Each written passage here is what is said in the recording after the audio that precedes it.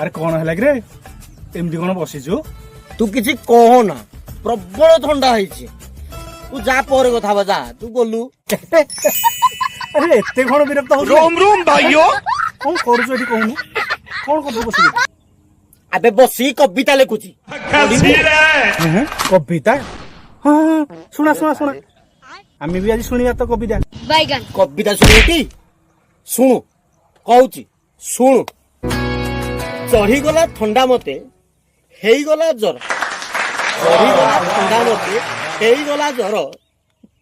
ନଜର ଲାଗିଗଲା ବୋଧେ, ନଜର ଲାଗିଗଲା ବୋଧେ ଏଇ ଶଳା ଶୀତ ଋତୁରେ।